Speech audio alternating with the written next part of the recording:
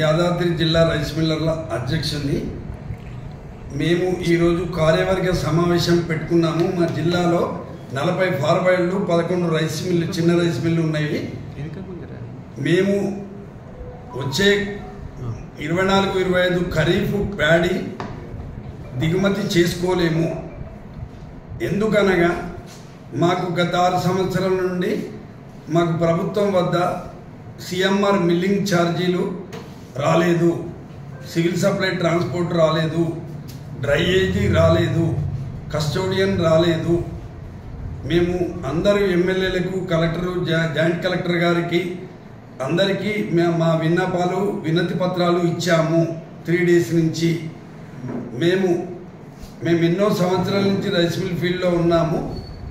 మాకు ప్రభుత్వం నుంచి వచ్చే మాకు రావాల్సిన బాకీలన్నీ వచ్చిన తర్వాత మేము ప్యాడీ దిగుమతి గురించి ఆలోచన చేస్తాము.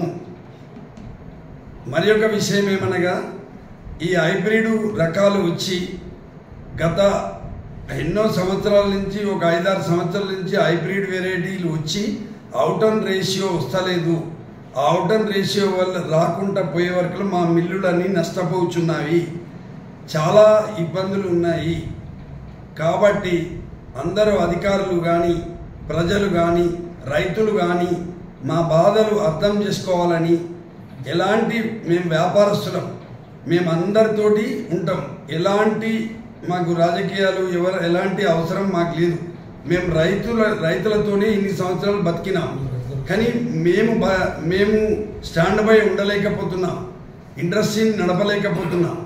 ఇది అందరూ రైతులు కూడా అర్థం చేసుకొని, మేము రైతులకు వ్యతిరేకం కాదు, మేము అన్ని రోజులు బతికింది రైతులతోని. గత 5-6 సంవత్సరాల నుంచి మొత్తం ఎఫ్సిఏ వాళ్ళు షార్టెక్స్ బియ్యం కావాలని అంటున్నారు. కాబట్టి షార్టెక్స్ వల్ల మా ఇండస్ట్రీ బాగా 10 నుంచి 15% డ్యామేజ్ తీసుకెళ్ళి వెళ్తుంది. దానివల్ల మాకు చాలా నష్టం జరుగుతున్నది.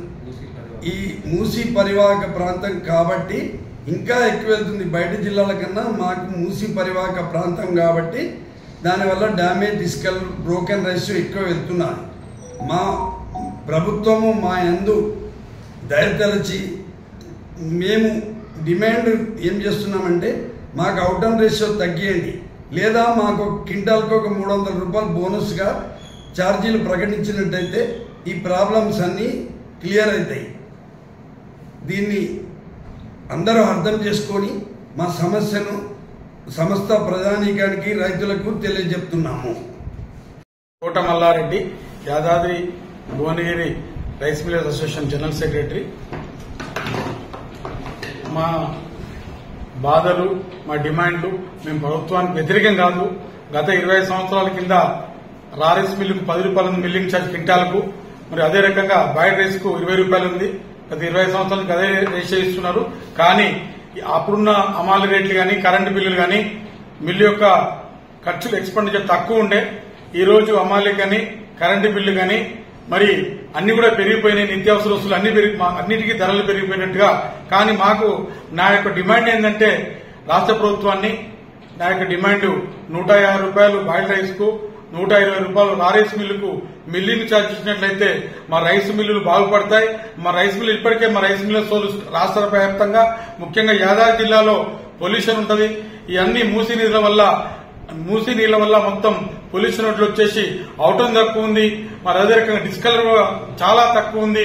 కావున దయతలిసి దీన్ని అవుటన్ గానీ, తర్వాత ఈ రేట్లు కూడా పెంచాలని చెప్పి ప్రభుత్వాన్ని నేను డిమాండ్ చేస్తున్నాను.